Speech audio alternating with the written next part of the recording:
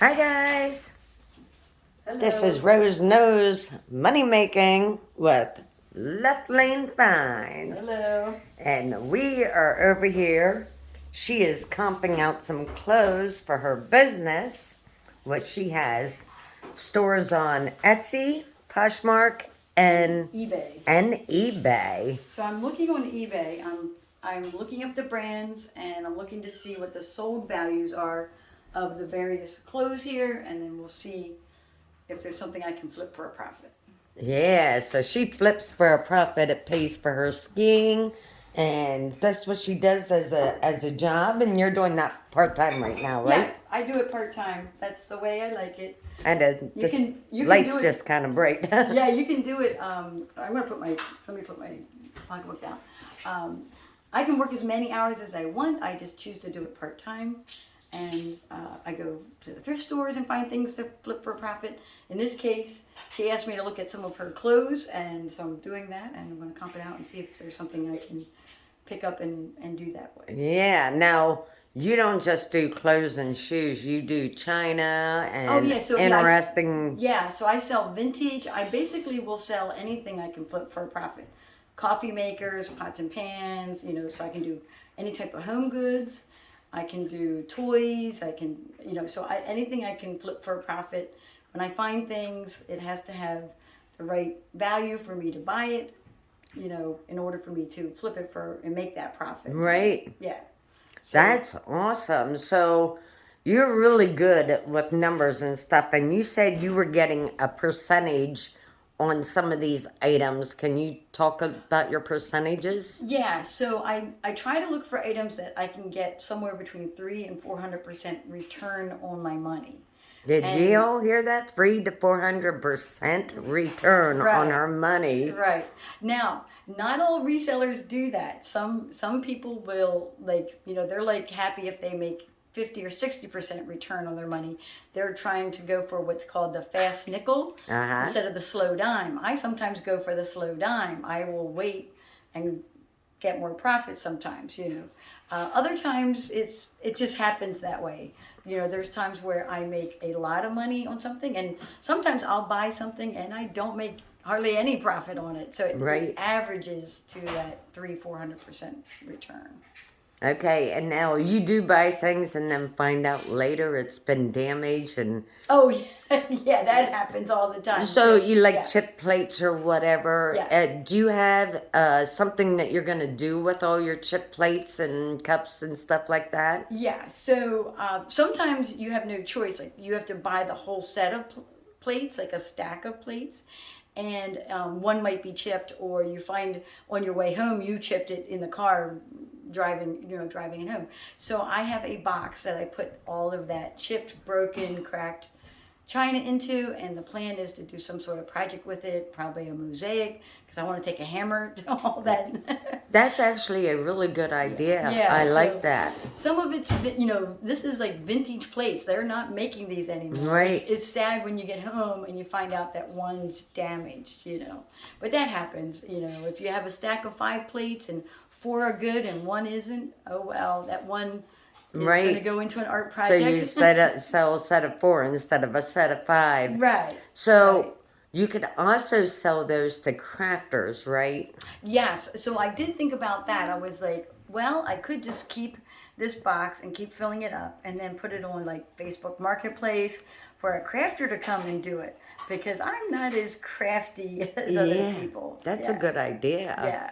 So that's another thought. I'm like, either I do the project or my daughter would have to help me because I am not artistic. Right. Now you have to open up stores on some of them, like Etsy. How many items do you have to have loaded in order to have a store? To have a store. So you can have one item. You only need one item to open any store, whether it's eBay, Etsy, Poshmark. And then you just build from there. So you just keep listing your items. So on Etsy, I only sell vintage. Most people on Etsy are making items. They sell their crafts. They sell something that's homemade, like candles or, artwork, or like, all kinds of different body butters. Yeah, they just make, they have a niche and they make their, item. I sell vintage items on there. So there's like a vintage Etsy sellers like myself. And so we go out and we source. So what I do is I cross post on both Etsy and eBay because it's two different audiences. I have a better chance of selling my item if I cross post it to multiple platforms. Right. And now you're very detailed with writing everything down. So you write down what you bought it for. Yes. And what else do you write down? So, and then I write down, like when it sold and then how much I sold it for and then how much the fees were on it and how much the shipping was on that item. And so I track all of that information. That's really smart. Do you do like QuickBooks or something like that? No, I did it all in Excel myself. I'm really good at Excel. Oh, so okay. I did my own version of. So somebody could write it down on a tablet and keep their own or a different, just a journal they have if they don't know how to do Excel or something. Yeah, you could possibly do it by hand. I can't imagine doing it that way. Well, you're really smart when it comes to stuff like Excel. that. I really like that. And I can manipulate the data the way I want in terms of being able to see it differently or whatever. Right. I can copy and paste it really quickly, that kind of thing. So I like doing it myself. That's amazing. That's truly amazing. Yeah. I just love that you do this. And she's going through and each item, she's looking up the make of it and the style of the outfit. And then she comps it out. She finds the item and what it has sold for, and there's different rates, so you got to kind of like figure out what's best, right? Right. So somebody might sell it, for $25, and somebody else might sell it for $45. So that would be your range for that item. And it also depends how many of that identical item are already out there being sold and what are those being sold for. So you're constantly in competition. And there's times where I might price something high, say on eBay and or Etsy, and then I run a sale. So there's times where I price it high and then I run a sale, and then people are like, oh, I'm getting 20% off, and then they buy it. So I have to price that into my prices too when I initially list them. Oh, yeah. So, is it easy to start an Etsy store? Yeah, it's step by step. Now I can't tell you what those steps are because they are constantly evolving and changing, but it's just like signing up for any other website. eBay's the same way. They just keep asking the questions or saying, here's the form to fill out. You just keep filling out. And now do you pay like a monthly fee for any of those platforms? So on Etsy, there's a listing fee. You have to pay 20 cents per listing, and then that listing is good for 4 months. And then when you sell it, there's like a final value fee that you pay. So you pay on the price that you sold it on.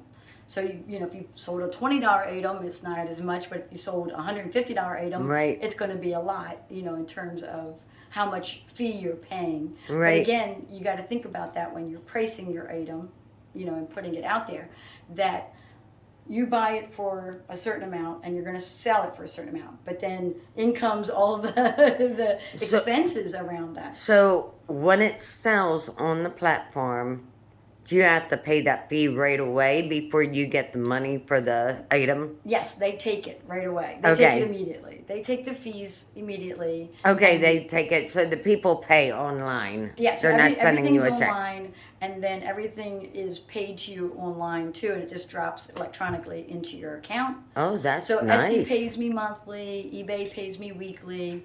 Poshmark, I can move the money when I want to. So, that's amazing, and you can take listings down and put up new listings, and kind of like a revolving door to keep fresh stuff in your store. Yes, that's really good. I really like that. Well, I'm gonna wrap it up. Is there anything you want to add?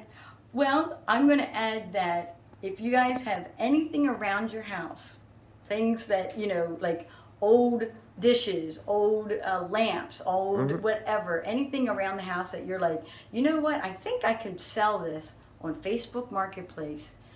Go ahead and do it. Get some money and then go buy something new with it. Absolutely. Yeah.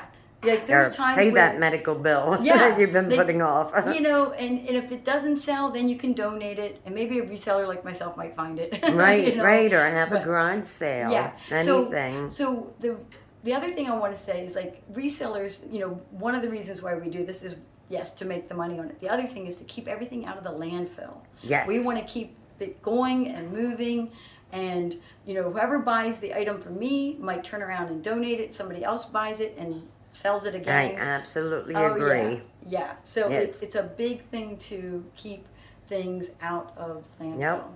That there, I agree 100% with.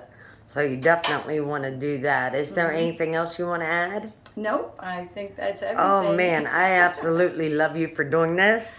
I want to thank you. Say goodbye to everybody. Bye.